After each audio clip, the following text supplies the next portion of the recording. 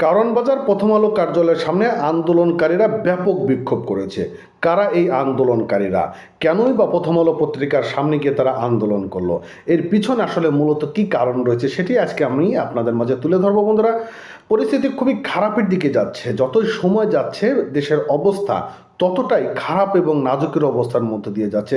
জানি না সামনে ভবিষ্যতে কি হবে দেশের অবস্থা, সেটা কিন্তু একটা বড় ধরনের বোঝা মুশকিল হয়ে যাচ্ছে। প্রত্যেকটা ইস্যুতেই এখন আন্দোলন হচ্ছে মাঠে ঘাটে।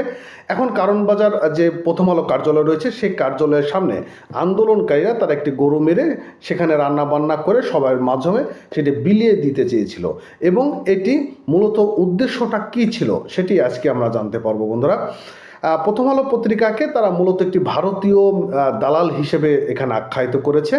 তারা চাচ্ছে যে প্রথম আলো পত্রিকাটা বন্ধ হয়ে যাক। হ্যাঁ, কারণ তাদের মূল উদ্দেশ্য হচ্ছে যে প্রথম আলো পত্রিকা বন্ধের মধ্য দিয়ে স্বৈরাচার শেখ হাসিনার যে একটা দোসর তাদের একটি তারা সমাপ্তি ঘোষণা করাবে।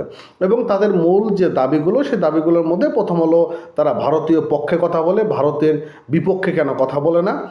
তারা ভারতের পক্ষে বলে ভারতীয় দালালি হিসেবে তারা মানে এজেন্ডা পালন করছে, এরকম তাদের বিভিন্ন রকম দাবি রয়েছে।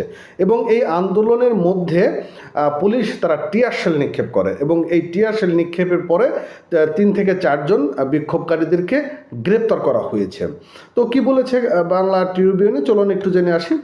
কারণ বাজার প্রথম আলো কার্যালয়ের সামনে আন্দোলনকারীদের সঙ্গে পুলিশের ধাওয়া পাল্টা দেওয়ার ঘটনায় 2 জনকে আটক করা হয়েছে। তবে 2 জন সর্বশেষ 3 জনকে আটক করা হয়েছে।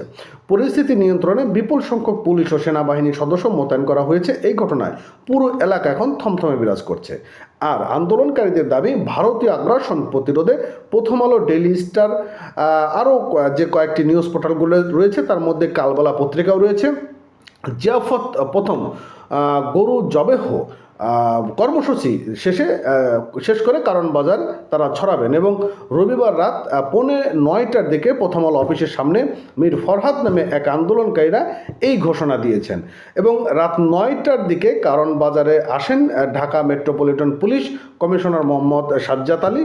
পরে তিনি প্রথম আলো কার্যালয়ের ভিতরে প্রবেশ করেন। এর আগে রবিবার অর্থাৎ 24শে নভেম্বর সন্ধ্যা 6:30 থেকে বিক্ষোভকারীদের কয়েক দফা ধাওয়া পাল্টা দেওয়া ঘটে আইন শৃঙ্খলা রক্ষা বাহিনীদের সাথে। এবং বিক্ষোভকারীদেরকে সরিয়ে দিতে পুলিশ টিয়ারশেল এবং সাউন্ড গ্রেনেড ব্যবহার করে। রাত 7:45টার দিকে প্রথম আলো কার্যালয়ের সামনে থেকে 3 আন্দোলনকারীকে গ্রেপ্তার করা হয়। তারা নিজেদের নাম ইউসুফ, শাহরিয়ার জামান এবং মোহাম্মদ শফিকুল ইসলাম হিসেবে পরিচিতি দিয়েছেন। এর মধ্যে শাহরিয়ার নিজেকে খেলাফতি আন্দোলনের ঢাকা মহানগর কমিটি কেন্দ্রীয় সদস্য সচিব বলে দাবি করেন। আসলে মূলত আপনারা যে বিষয়গুলো এখন কি বুঝতে পারছেন, তারা মূলত খেলাফত ইসলামী কায়েম করার জন্য বাংলাদেশে তারা কাজ করছে। অর্থাৎ বাংলাদেশে ইসলামী খেলাফত হবে, এবং ভারতীয় দালাল বা অন্যান্য আমেরিকার দালাল বা অন্যান্য রাষ্ট্রের দালাল তারা রাখবে না। তাদের যে মূল উদ্দেশ্যটা হচ্ছিল ইসলামী খেলাফত কায়েম করা বাংলাদেশে। এবং এই যে বর্তমান যে একটা পরিস্থিতির মধ্য দিয়ে যাচ্ছে, জানি না কি একটা অবস্থা হবে আগামী দিনগুলোতে, সেটি কিন্তু একটা বড় ধরনের ভাবার বিষয় রয়েছে। ভালো থাকবেন, সুস্থ থাকবেন, চ্যানেলটি সাবস্ক্রাইব করবেন।